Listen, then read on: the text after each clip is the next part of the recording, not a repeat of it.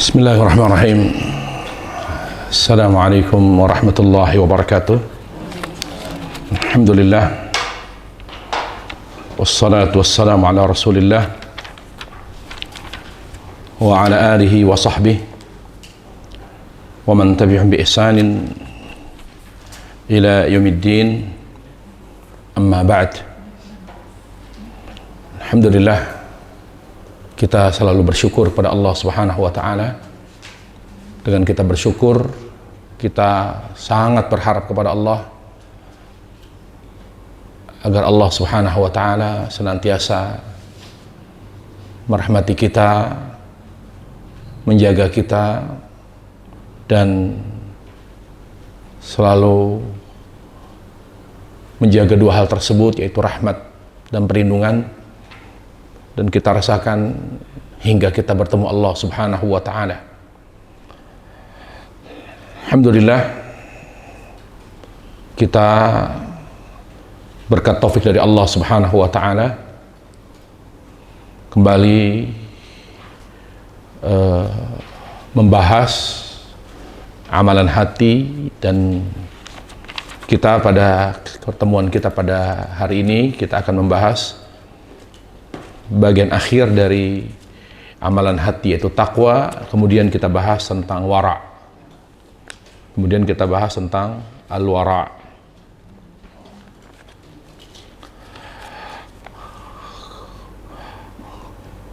Kembali kita pahami esensi takwa atau inti daripada takwa itu sendiri.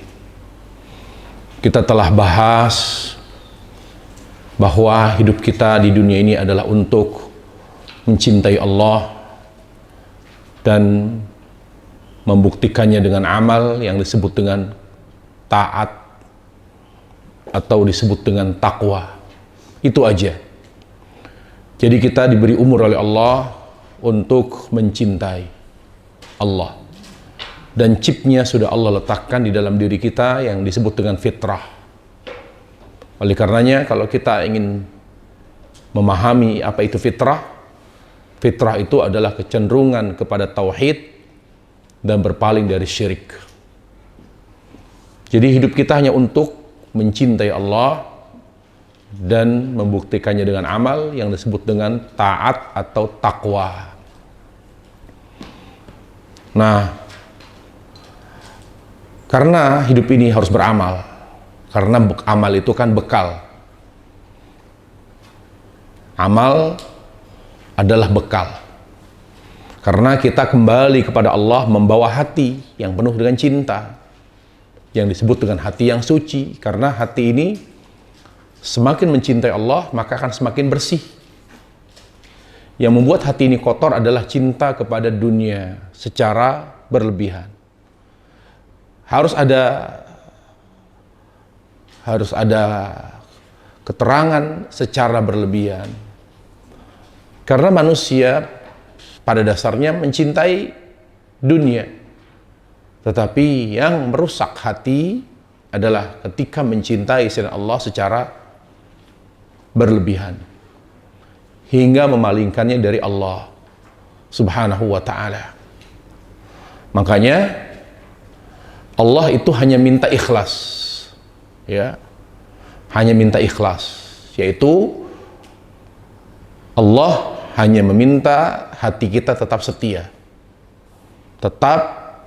mencintai Allah hingga ajal menjemput.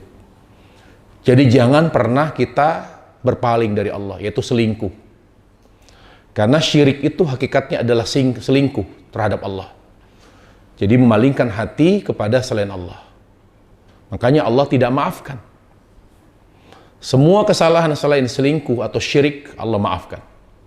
Makanya Allah Jalla wa'ala berfirman, innallaha la yaghfiru ayyushraka bihi wa yaghfiru ma duna dzalika liman yasha.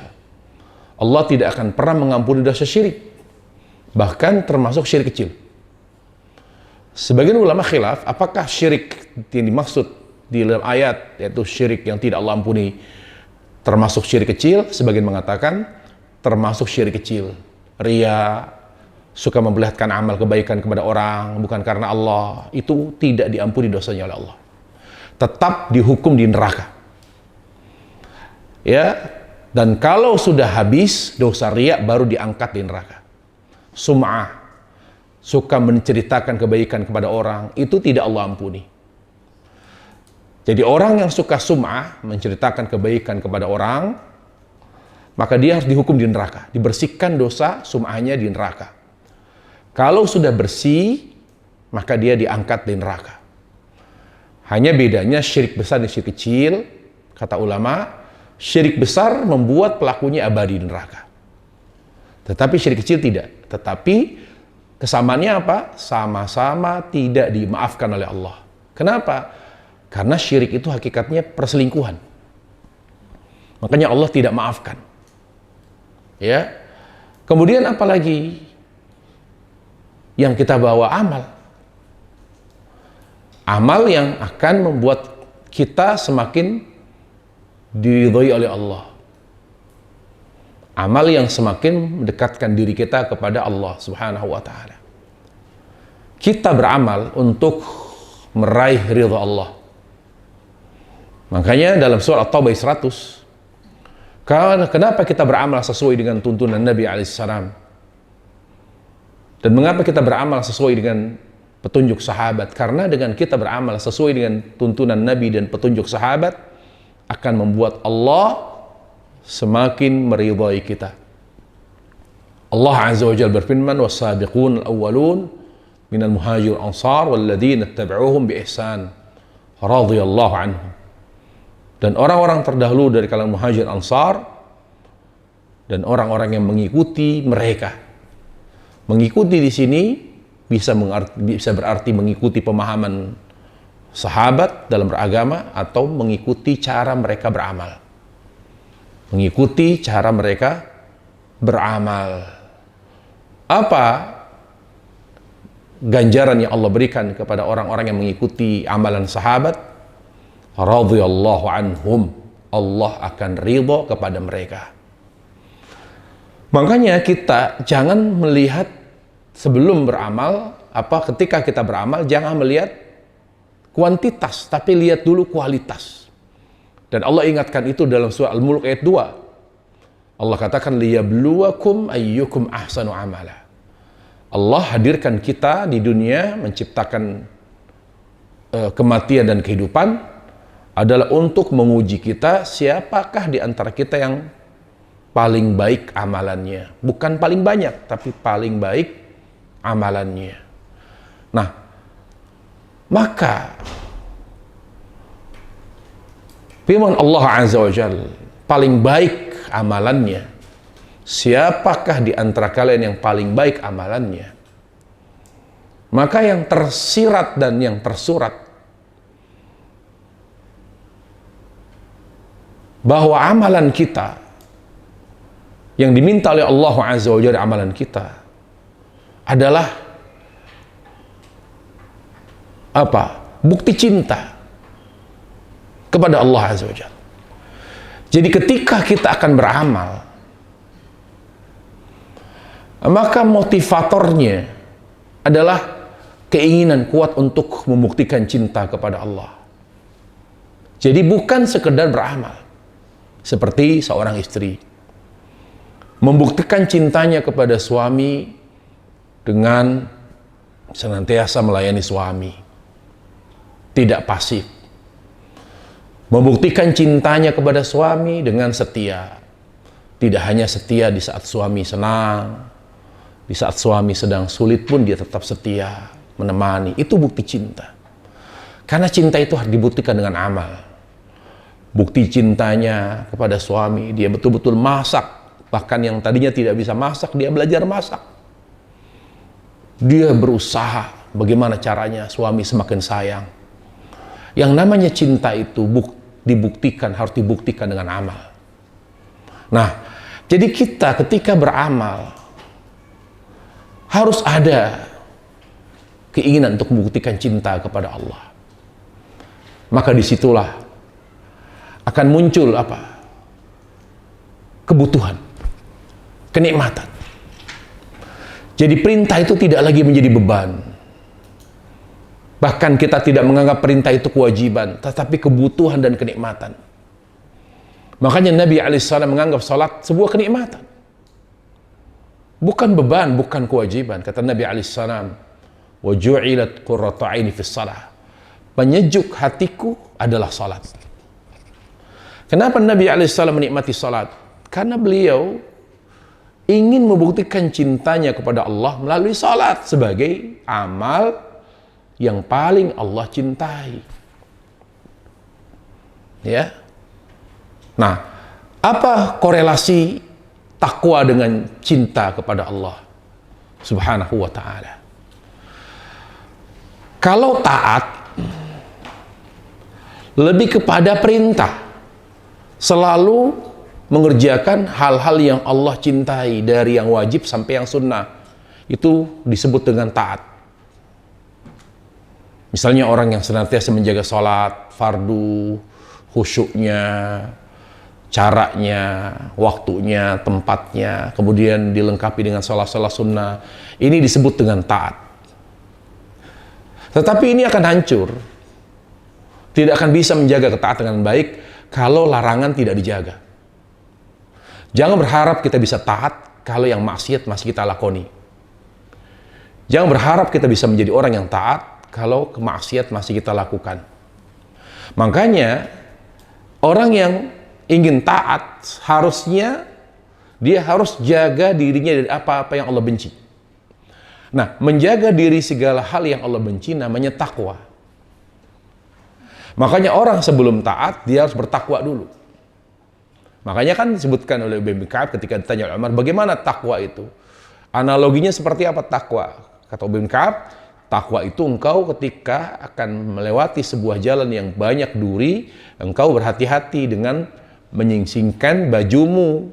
Karena kalau kamu tidak singsingkan bajumu, tidak kamu angkat bajumu sampai ya lutut, kamu tidak akan bisa melihat duri yang ada di bawah kakimu. Ya, setelah kamu singsingkan pakaianmu, kamu angkat pakaianmu, kamu bisa lihat mana duri, mana yang tidak ada duri. Lalu yang tidak ada durinya kamu letakkan kakimu, dan begitu seterusnya sampai kamu ya terbebas atau melewati jalan yang tidak ada durinya lagi. Nah, begitulah orang yang ketika ingin bertakwa kepada Allah. Jangan bicara nikmat ibadah, jangan bicara khusyuk dalam ibadah, jangan bicara kenyamanan beribadah sampai kita harus meninggalkan semua yang dibenci oleh Allah Subhanahu wa taala.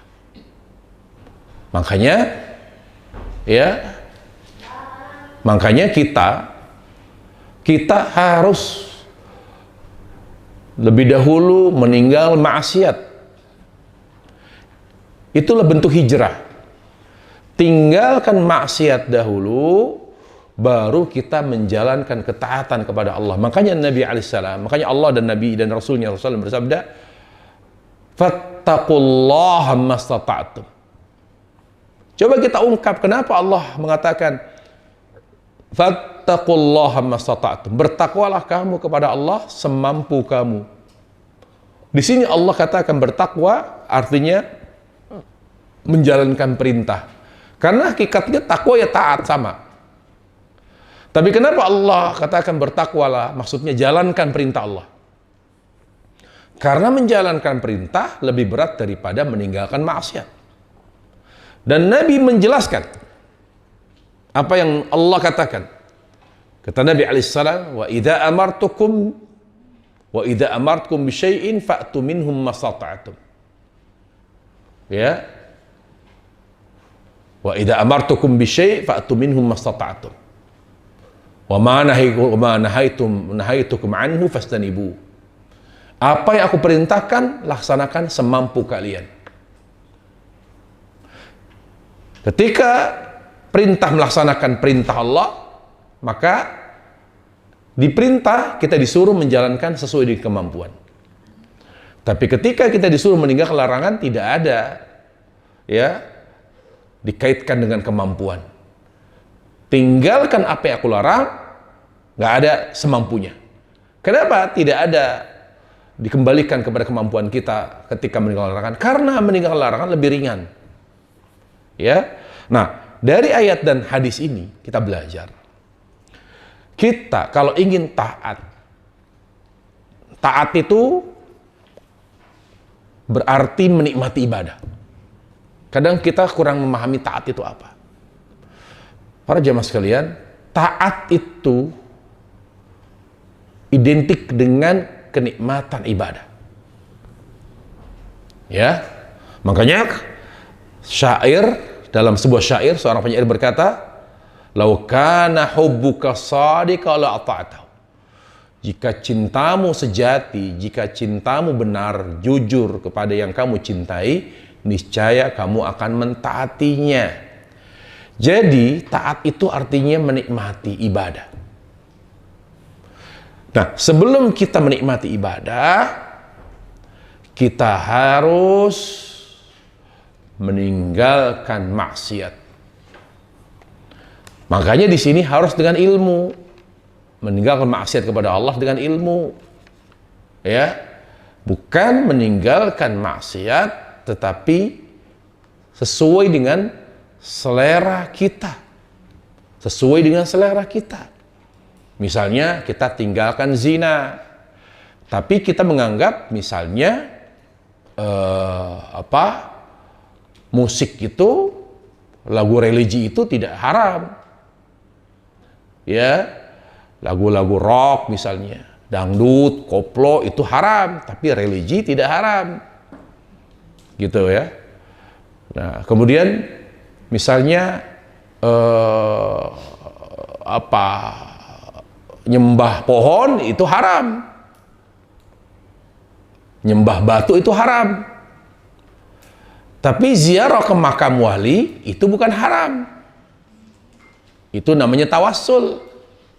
Dan ini masalah. Makanya orang kalau ingin hijrah kepada Allah, ingin kembali, dia harus belajar agama. Dia harus belajar agama agar mampu meninggalkan semua yang Allah benci. Meninggalkan semua yang Allah benci. Makanya kata Talq bin Habib, kata Ibnu Qayyim, definisi takwa yang disebutkan oleh Talq bin Habib adalah definisi yang paling lengkap. Di mana kata Talq bin Habib ketika ditanya bagaimana menjaga diri dari fitnah, kata beliau dengan takwa. Apa itu takwa? Antatruka ma'siyatallah. Pada bagian kedua beliau menjelaskan, takwa itu meninggalkan semua yang diharamkan Allah dengan dasar ilmu. Ala nuri minallah. Ala nurin minallah. Contoh misalnya, ya. Contoh misalnya, bayangkan ada seorang misalnya, seorang profesor doktor ini, dia mengkritik orang-orang yang membid'ahkan maulid, membid'ahkan tahlil, dengan mengkaitkan perkara ini dengan sejarah. Kata mereka, orang-orang yang menganggap bid'ah tahlil dan maulid, atau tahlil lah, 3 hari, 100 hari, 1000 hari, dan seterusnya. Yang menganggap ini bid'ah, dia tidak mengerti sejarah. Sunan Kalijaga.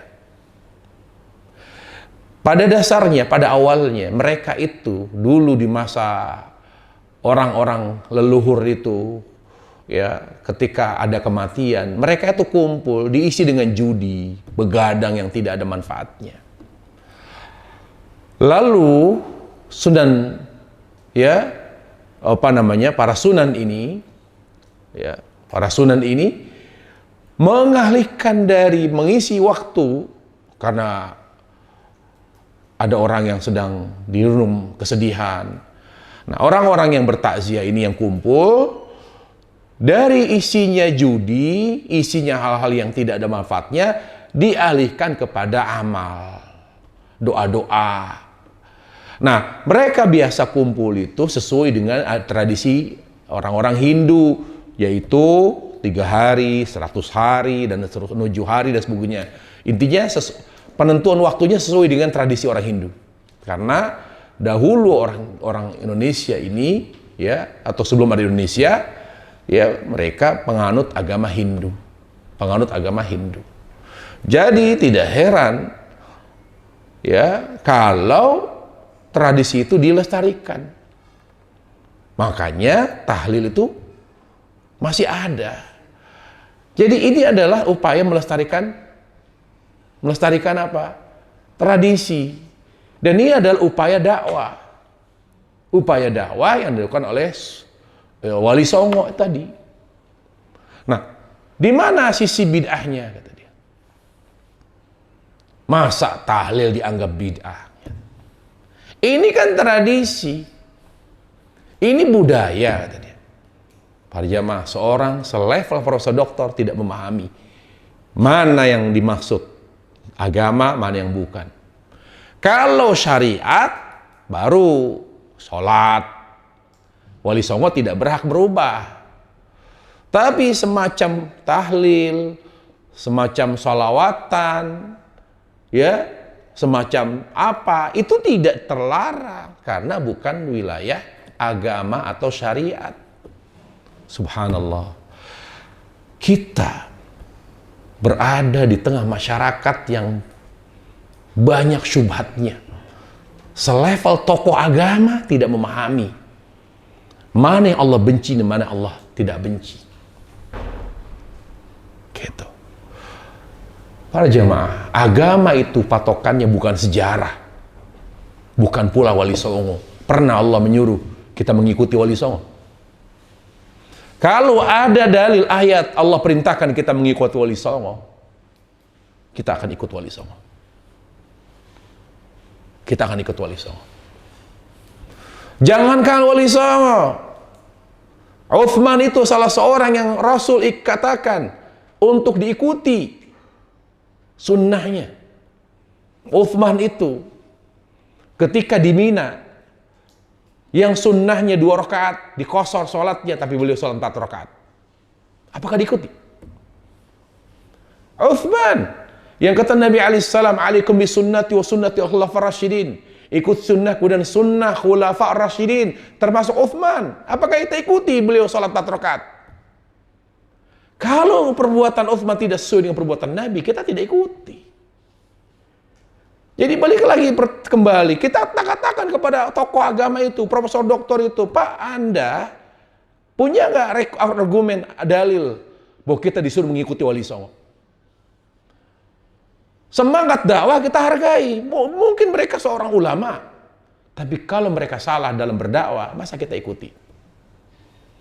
Mereka bukan rujukan kita dalam beragama. Rujukan kita beragama Rasul dan sahabat Rasulullah.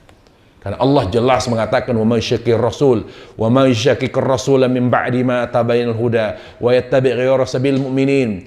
Siapa yang menyelisih Rasul setelah jelas baginya petunjuk dan mengikuti jalan selain orang beriman, yaitu sahabat Rasulullah, nuwallihi ma tawalla, kami akan palingkan kemana dia mau berpaling, dan kami akan jerumuskan dia ke neraka jahanam. Jadi yang pertama kesalahannya, kita menjadikan Wali Songo sebagai rujukan dalam beragama. Nggak ada dalilnya. Boleh orang bicara, tapi dengan dalil. Kalau tidak ada dalil, runtuh argumennya. Nah, yang kedua, apa yang menjadi istihadnya Wali Songo bahwa tahlil itu adalah budaya yang dipositifkan. Yang tadinya isinya maksiat, diisi dengan hal-hal yang positif, dengan bacaan tahlil, tasbih, tahmid. Yang kedua, agama itu landasannya tuntunan Nabi, contoh Rasulullah SAW. Nah, itu contohnya. Muawiyah kurang apa? Seorang penulis wahyu Rasulullah. Dia datang ke Madinah, dia melihat di Syam itu dia adalah seorang khalifah di Syam, yaitu sekarang Yordania, Libanon, Palestina, ya. Palestina, Suria, itu 4 negara itu Syam itu. Dulu di masa Muawiyah, yaitu Bani Umawi, ibu kotanya di Syam. Dan saat itu sudah Ramadan, sudah mulai hilal. Lalu apa? Dia pergi ke Madinah, di Madinah belum puasa. 1 hari pertama puasa, Muawiyah bertolak ke Madinah. Sampai di Madinah, beliau tidak menemukan orang Madinah sedang berpuasa. Kata Muawiyah bertemu Ibnu Abbas, kenapa belum berpuasa? Kami sudah puasa. Tidak begitu tuntunan Nabi. Masing-masing negara punya tempat hilal. Muawiyah mempertanyakan, kenapa tidak bersama? Kami sudah puasa, kenapa kalian tidak puasa? Kata Ibn Abbas, tidak begitu ajaran Nabi. Nabi mengajarkan kita berpuasa berdasarkan hilal masing-masing. Seorang Muawiyah tidak bisa memaksakan. Apalagi Wali Songo yang melihat istihad kayaknya tidak boleh kita secara kita merubah tradisi orang-orang Hindu masyarakat saat itu, langsung dirubah, dihilangkan kebiasaan kumpul di hari ketiga, hari ke-7, hari ke-100. Kita isi dengan hal positif. Kita bilang, acuan kita dalam beragama tuntunan Nabi alaihissalam, bukan Wali Songo. Kalau semuanya dibuka, lalu nanti di negeri Yaman punya wali bisa ngotak-ngatik berubah agama. Nanti di mana, di Saudi, di Arab sana, di Afrika ada ulama yang bisa merubah agama. Bahaya kayak gitu. Tradisi boleh tradisi, tapi tradisi tidak boleh bertentangan dengan agama. Tradisi yang baik dipertahankan. Ya. Nah, jadi itu. Kalau ingin bertakwa harus memahami betul apa yang dibenci Allah berdasarkan dalil. Ya. Itulah yang ingin saya sampaikan pada bagian terakhir dari bab takwa. Sekarang kita masuk babul wara. Bagian terakhir dari kitab Al-Wara atau kitab amalan hati adalah Al-Wara.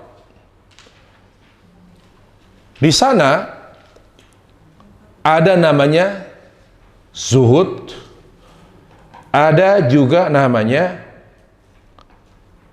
Al-Wara. Kalau zuhud lebih tinggi dari wara.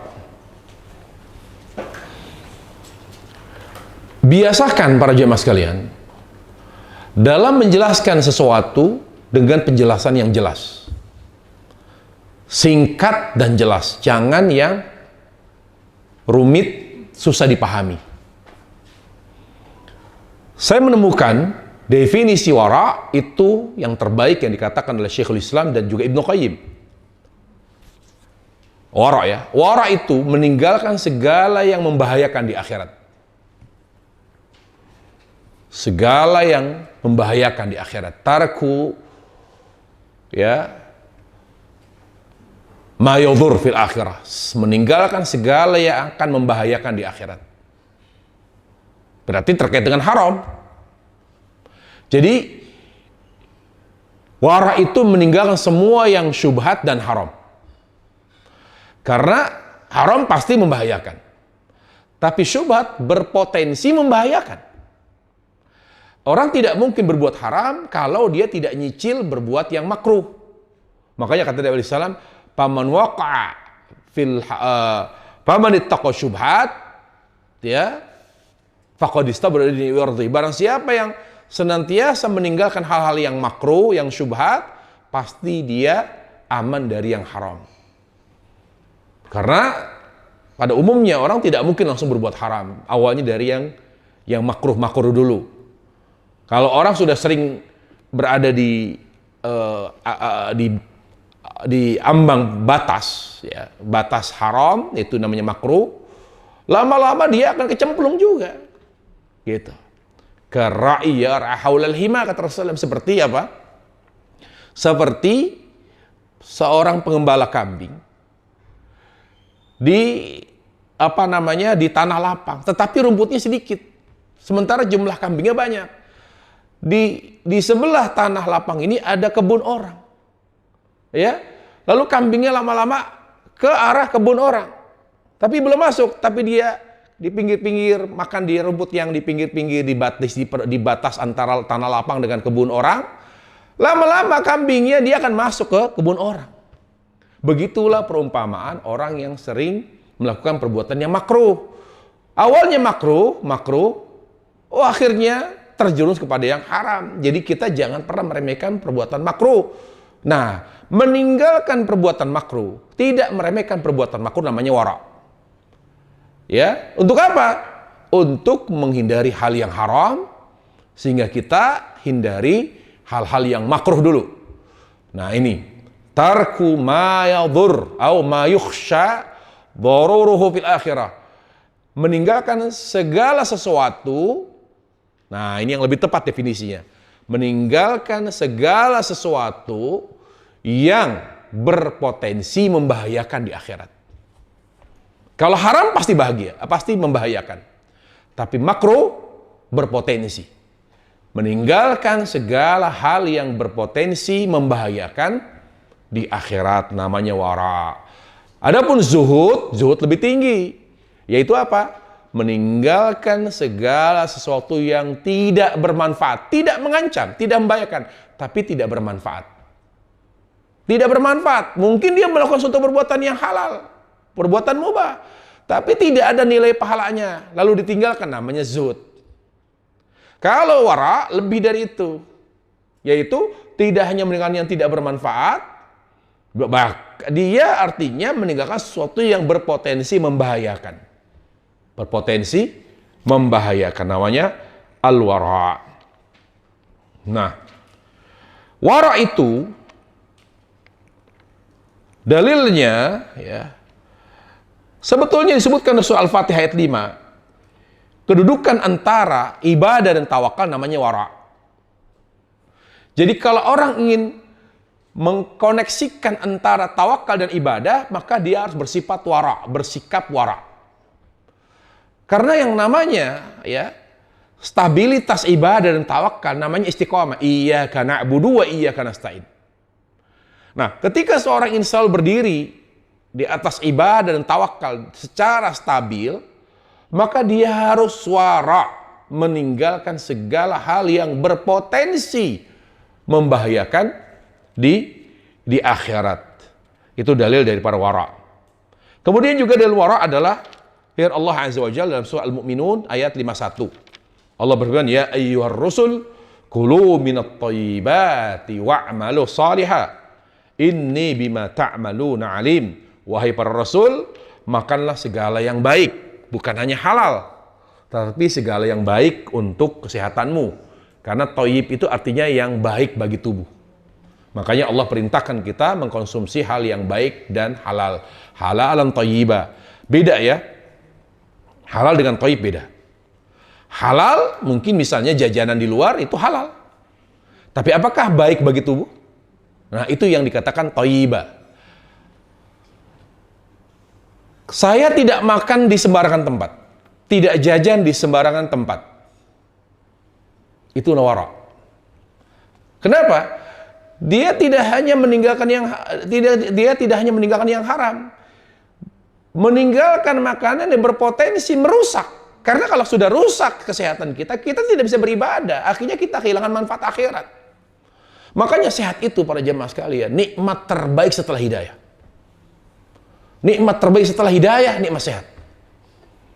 Orang kalau sudah sakit baru kehilangan kesempatan beribadah kepada Allah Azza wa Jalla. Makanya Allah itu sayang betul dengan menjaga kesehatan kita. Makanya kalau ada orang dikasih sakit, seorang mukmin segera minta sembuh. Karena sakitnya seorang mukmin kerugian. Dia tidak boleh pasrah, udahlah pasrah. Bodoh dia. Karena umurnya, hidupnya orang beriman itu ibadah. Kalau ada orang terkena kanker baru stadium 1 2, segera. Kalau harus kemo, kalau harus operasi diangkat kankernya, lakukan segera. Jangan sudahlah pasrah, sudah takdir. Gak bisa begitu. Ikhtiar semaksimal mungkin untuk bisa sembuh. Karena Allah itu sangat senang, sangat menyukai sehatnya orang mukmin. Bagi Allah, ya, bagi Allah Azza wa Jalla, sakitnya seorang mukmin satu orang lebih besar mendatangkan malapetaka daripada sehatnya jutaan orang kafir. Karena orang kafir jutaan jumlahnya, nggak ada ibadahnya. Tapi orang mukmin sakit, maka potensi dia, kesempatan dia itu beribadah kepada Allah semakin berkurang. Makanya sebelum kita jaga iman, jaga sehat. Jaga kesehatan, bukan karena ingin harus sehat. Karena ada orang sehat karena ingin sehat, nggak boleh. Seorang mukmin itu sehat ingin supaya bisa beribadah. Makanya coba berolahragalah, ambil sebab sehat dengan cara yang halal.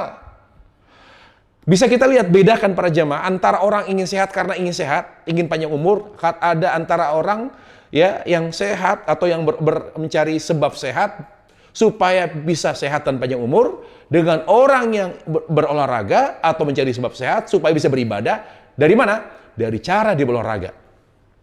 Kalau dia berolahraga atau mengambil sebab sehat dengan cara yang haram sekalipun dia lakukan, berarti dia bukan ingin beribadah, tapi ingin sehat dan panjang umur. Contoh, jogging dengan cara pakai baju ketat, diiringi dengan dangdut, jago lagu-lagu, sambil joget, udah nenek-nenek, kalau didorong tinggal jatuh. Tapi gayanya luar biasa, jogetnya berjam-jam. Ini udah ngaco ini. Maka bisa dilihat, walaupun dia sudah nenek-nenek, sudah kakek-kakek, dia bukan ingin ibadah, tapi ingin sehat. Dan orang kayak gini, tidak ada jaminan dia aman dari sakit. Tidak ada jaminan dia bisa tiba-tiba kena jantung. Ingat para jamaah, kita harus punya pemahaman. Orang itu sakit karena taat, bukan karena pola hidup sehat. Pola hidup sehat hanya memberikan kontribusi sekitar 5-10%. Tapi kontribusi terbesar orang sehat adalah karena taat kepada Allah. Kalau memang pola hidup sehat itu memberikan kontribusi besar terhadap kesehatan, dokter nggak boleh sakit. Dokter tidak boleh sakit. Aib seorang dokter sakit. Tapi ternyata dia sakit juga. Kenapa sakit? Bahkan sakitnya kalau sakit cuma sakit panu, mungkin, atau sakit pusing, ini sakitnya parah. Nggak logis seorang ahli kanker, ahli paru kena kanker paru. Coba, spesialis paru misalnya, spesialis jantung dia kena jantung. Kalau mungkin sakit yang tidak berkait dengan spesialisasi, jangan ada masalah. Seorang ahli jantung kena jantung, nggak boleh. Tapi fakta mengatakan seperti itu. Berarti apa? Berarti orang itu sehat karena taat. Jadi kalau kita olahraga, ingin sehat, mengambil sebab sehat, ambillah dengan cara-cara yang dihalalkan Allah. Ambil. Saya kadang sedih, banyak orang ingin sehat dengan cara-cara haram, di muka umum, ya, sambil diiringi musik, joget dengan lagu dangdutnya, dengan lagu, mereka pakai baju ketat, ketatnya luar biasa, bahkan kelihatan belahannya, bahkan ada campur dengan laki-laki. Mereka tidak tahu itu bahwa orang sehat itu bukan karena olahraga, tapi karena taat kepada Allah. Karena taat kepada Allah Subhanahu wa Ta'ala. Coba pebulu tangkis Cina itu kurang apa coba? Dia olahragawan, tiba-tiba jatuh karena jantung. Atau karena apa, saya tidak tahu. Ini kita belajar para jamaah, taat kepada Allah. Orang kita dulu olahraganya nggak kayak kita sekarang. Tapi subhanallah umurnya panjang-panjang. Kenapa? Karena hidupnya jauh dari maksiat. Olahraga sederhana, hanya suka jalan jauh, suka jalan, iya kan? Dari rumahnya ke sawah, jalan. Olahraga jalan itu paling sehat loh. Paling sehat olahraga jalan, bukan lari malah. Ya, jalan. Makanya banyak sekali orang-orang Asia disebutkan dari sebuah penelitian. Kenapa orang Jepang banyak sehat? Karena mereka suka jalan.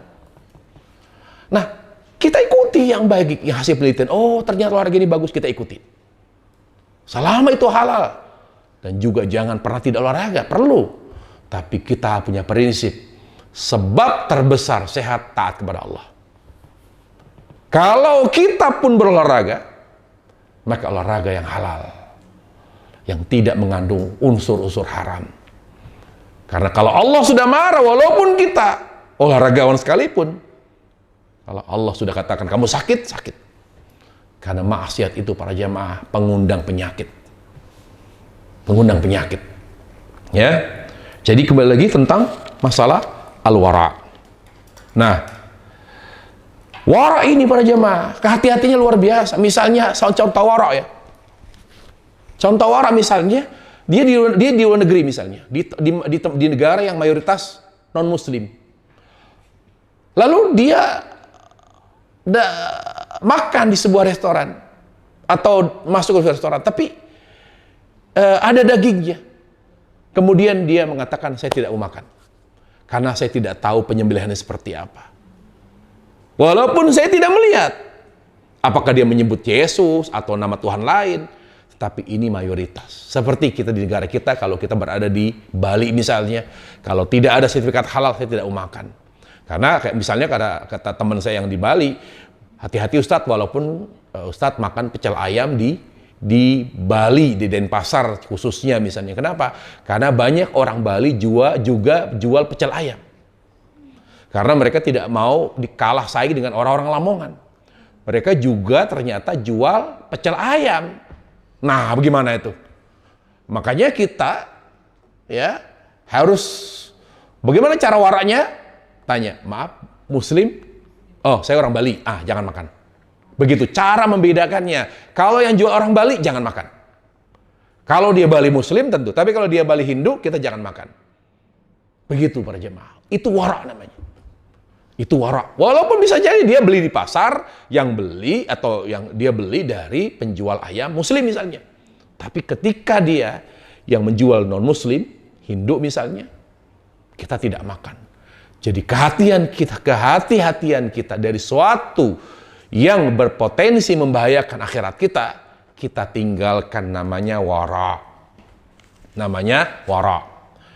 Contoh lain misalnya seorang istri yang wara.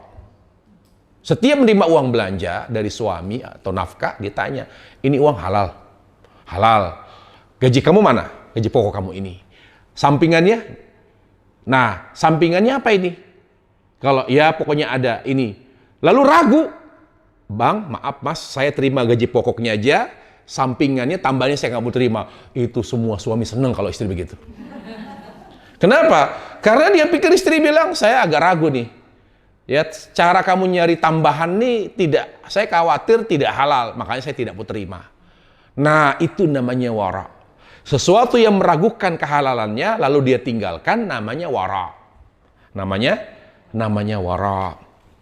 Segala hal yang meragukan lalu kita tinggalkan, itu namanya sifatnya wara. Ya, itu sifatnya apa namanya, sikap wara. Jadi kalau orang bilang saya nggak hati-hati, saya nggak mau makan. Kenapa? Nggak mau makan, atau saya nggak mau pakai, atau apapun. Itu namanya sikap apa? Sikap wara. Nah itu. Contoh misalnya dia beli tanah. Lalu ternyata tanah yang akan dia beli berbeda dengan apa yang tercatat di sertifikat. Ternyata ada lebihnya. Tapi si yang penjual minta dibayarin juga. Saya bilang, ini tanah siapa Pak? Itu sebetulnya gimana ya? Kalau cerita panjang sejarah, jangan panjang-panjang Pak. Ini tanah siapa? Kok nggak masuk sertifikat, tapi kok Bapak mau jual juga? Pak, saya bayarin yang ada sertifikat aja Pak ya. Saya takut Pak, nanti dituntut di akhirat. Itu namanya wara. Menghindari sesuatu yang meragukan, agar kita tidak melakukan hal yang berpotensi membahayakan akhirat kita. Ya, makanya Allah katakan dalam surah Al-Mudaththir ayat 4, wa thiyabaka fatahhir. Makna thiyab di sini kata ulama yaitu jiwamu. Bersihkan jiwamu. Jadi orang tidak akan pernah bisa taat dengan baik. Kenapa Nabi disuruh oleh Allah membersihkan baju? Dan bajumu bersihkanlah. Baju di sini maksudnya hati. Karena Nabi itu orang yang menjadi contoh dalam ketaatan. Jadi beliau harus jadi nomor satu dalam ketaatan. Kalau dalam taat dia bermasalah, termasuk dalam hal syubhat, maka dia akan menjadi presiden buruk, di mana umatnya akan melihat ada celah untuk tidak mengikuti beliau. Makanya yang pertama Allah perintah dari Nabi alaihissalam adalah bersihkan hatimu dari yang haram dan yang syubhat dan makruh sekalipun. Makanya kita kalau ingin menjadi umat Nabi yang terbaik, ingin bersama beliau nanti di surga, ingin mendapatkan syafaat beliau dengan izin Allah, maka kita juga harus mengikuti beliau secara total, yaitu meninggalkan yang haram dan juga meninggalkan cara beliau menjalankan ketaatan, yaitu dengan meninggalkan hal-hal yang meragukan, hal-hal yang tidak jelas kehalalannya, ya, ditinggalkan. Maka muslim yang seperti ini sudah pasti dia akan Allah mudahkan untuk semakin taat hidupnya. Semakin taat hidupnya, dia betul-betul hati-hati dalam menerima sesuatu dan masukkan sesuatu dalam hidupnya. Wallahu taala a'lam. Baik, para jemaah sekalian, Allah Subhanahu wa taala, saya kira itu yang bisa saya sampaikan. Adapun wara nanti sisanya tinggal dibaca sendiri.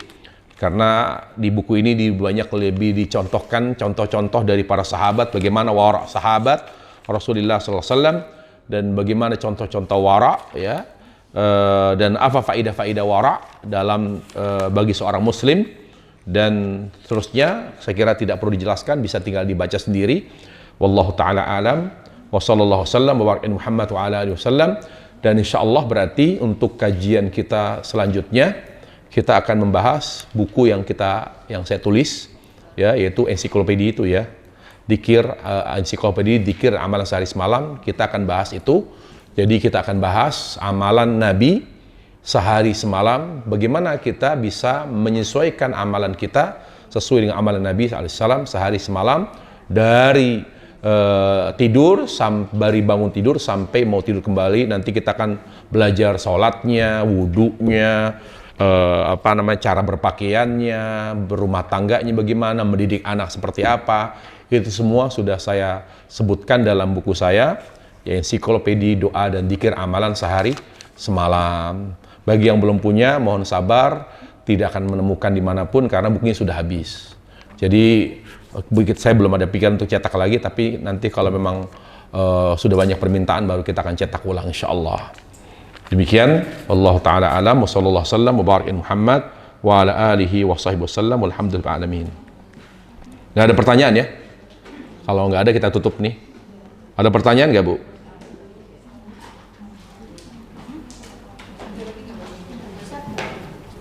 Ya. Terkait masalah sholat sunnah rawatib, kalau zuhur kan 4 rakaat, qobliyahnya itu Apa itu? Sholat apa qobliyah apa? qobliyah zuhur.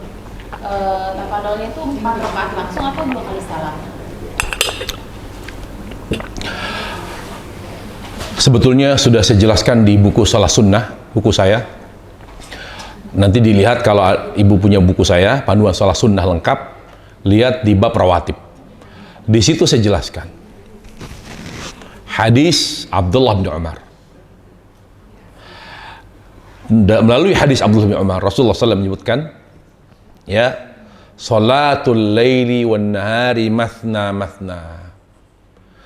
Cara mengerjakan salat sunnah di siang hari atau malam hari adalah 2 rakaat salam, 2 rakaat salam.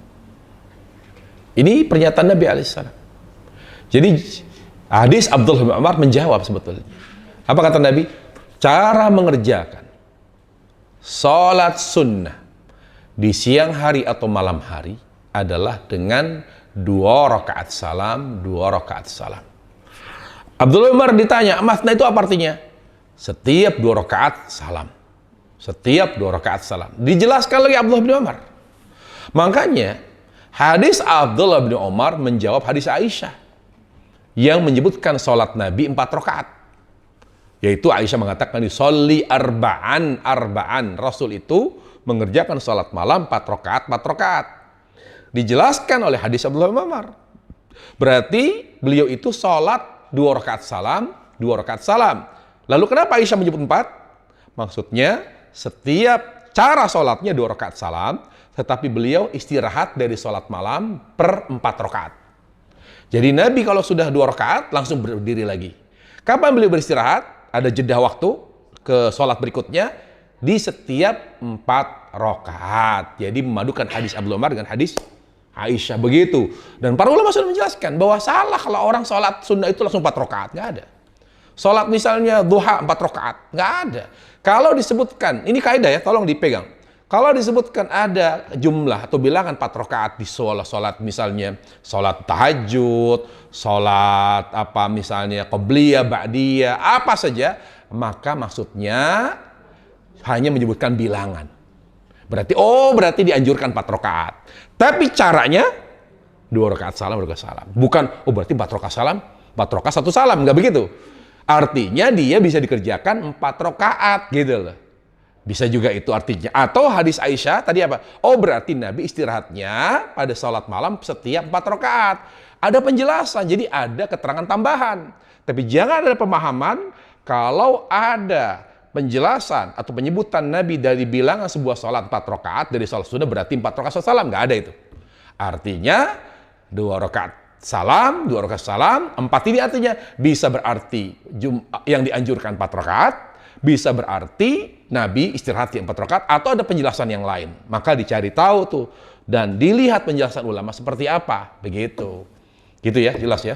Karena kadang-kadang misalnya istikharah 4 rakaat salam, 4 rakaat langsung istikharah atau apa gitu 4 rakaat. Saya sama dengan qobliyah zuhur. Qobliyah zuhur berarti 2 rakaat salam, 2 rakaat salam, bukan 4 rakaat 1 salam gitu, enggak. Karena apa? Bisa jadi orang setelah 2 rakaat mungkin dia tidak bisa melanjutkan karena sakit, tiba-tiba dia pusing, atau tiba-tiba dia ada hal yang lebih penting misalnya. Makanya itu hikmahnya 2 rakaat. Bisa jadi kalau 4 rakaat, kita tahu yang namanya sunnah, kalau melakukan suatu hal itu harus sampai tuntas. Nah, kalau 2 rakaat, 4 rakaat salam, 4 rakaat 1 salam, sudah 3 rakaat tiba-tiba dia lemas, ya Allah nggak kuat. Akhirnya kan dia nggak melanjutkan. Itu hikmahnya kenapa 2 rakaat salam, 2 rakaat salam. Jelas ya? Hah? Tidak ada. Doa itu hanya di sholat fardu. Tidak ada doa di sholat sunnah. Ingat, tidak ada zikir khusus setelah sholat sunnah. Kecuali sholat witir, kecuali duha. Itu pun zikir pendek. Misalnya di sholat witir, Subhanal Malikil Quddus, Subhanal Malikil Quddus, Subhanal Malikil Quddus, itu sholat witir. Kemudian duha misalnya, ada bacaannya. Yang itu pun pengecualian, tapi pada umumnya, pada dasarnya secara umum, semua sholat sunnah setelah sholat tidak ada bacaan. Kenapa? Karena kita ini harus beraktivitas. Sholat sunnah sifatnya melengkapi kekurangan pada sholat fardu. Kok suruh dzikir lagi? Setelah fardu dzikir, sebelum salam doa, begitu adabnya begitu. Sebelum salam sholat fardu doa, setelah salam dzikir, setelah dzikir sholat sunnah, setelah sunnah aktivitas lagi. Lalu ibu misalnya seorang wanita, masaknya kapan? Maaf mas, sebentar, saya dikir lagi, wirid lagi. Wirid apa? Sebagai sholat sunnah. Kalau gitu, kapan bertugas sebagai seorang ibu, sebagai seorang istri? Orang kalau dia kerja di kantor, lah di mana? Di musola. Aku nggak balik-balik ke kantor, padahal kerja. Karena tadi, sholat sunnah itu harusnya ringan. Jangan seperti sholat fardu. Makanya tidak ada zikir setelah sholat sunnah, nggak ada. Nggak ada doa. Tidak perlu doa. Lalu Ustadz, saya pernah punya persepsi begini. Setelah sholat tahajud doa, saya dikoreksi, disalahin saya sama guru saya. Apa dasar kamu doa setelah tahajud? Loh, kan mustajab Syekh. Iya, mana dalilnya? Gitu. Gak ada gitu loh. Oh, lalu apa salahnya? Loh, bukannya doa setelah tahajud. Semua sholat sunnah tidak ada doa setelahnya. Lalu tahajud? Itu berarti bukan karena tahajudnya, karena waktu sahur. Karena doa mustajab itu pada sepertiga malam terakhir. Lah kalau kita sholat tahajudnya jam 12, perlu nggak doa? Nggak perlu, tidur lagi aja. Jadi tidak ada kaitannya doa dengan tahajud. Doa dengan tahajud itu bisa dikaitkan secara tidak langsung kalau kita tahajudnya di akhir malam. Makanya tahajud itu semakin malam semakin afdal karena mendekati waktu sahur. Waktu sahur itu adalah waktu mustajab doa karena dia termasuk sepertiga malam terakhir. Jadi jangan mutlak tahajud setelah tahajud doa. Bagaimana kalau kita tahajud jam 10, setengah 11, jam setengah 12, jam setengah 1, belum masuk seperti yang terakhir. Jadi kalau kita tahajud, belum bisa tidur, tahajud dulu setengah 1 sampai jam setengah 2. Kita doa atau tidak? Nggak perlu, tidur lagi ya. Karena itu bukan waktu doa. Gitu. Jadi waktu doa mustajab sepertiga malam terakhir, yaitu dari jam setengah 4, ya kan? Atau jam 3 sampai subuh, sampai menjelang subuh. Itulah waktu mustajab. Lihat waktunya. Jadi jangan selalu mengkaitkan antara tahajud dengan doa. Itu tidak benar. Gak ada dalilnya. Saya waktu nulis buku amalan hati ini, amalan sehari semalam, saya dikoreksi habis. Gitu. Kamu jangan sok tahu kamu gitu. Baik, itu pentingnya belajar sama guru. Saya pahamnya udah bangga-bangga, udah insya Allah dalilnya kuat. Ini dalilnya begini, doa. Dalilnya mana kamu ngomong begitu? Makanya perlu ibu ketahui, setiap buku saya itu saya dikoreksi oleh ulama Madinah. Jadi betul-betul saya kalau salah dikatakan salah, kalau benar sampai buku dzikir pagi petang saya juga itu saya selesaikan selama 6 bulan. Setiap bacaan dikoreksi. Ini salah, ini benar, ini begini, kamu perbaiki, kamu gini. Betul-betul per doa dikoreksi sama beliau. Makanya saya buku dzikir pagi petang yang saya tulis itu tidak main-main. Betul-betul dikoreksi habis saya. Tapi dzikir yang lain nggak ada yang ngoreksi. Kalau saya betul-betul dikoreksi. Dan itu pun saya nulis dorongan guru saya. Kamu persembahkan kepada masyarakat supaya mereka tahu ini loh amalan Nabi alaihissalam. Ya. Wallahu taala alam. Subhanakallah bihamdik, asyhadu an la ilaha illa anta, astaghfiruka. Assalamualaikum warahmatullahi wabarakatuh.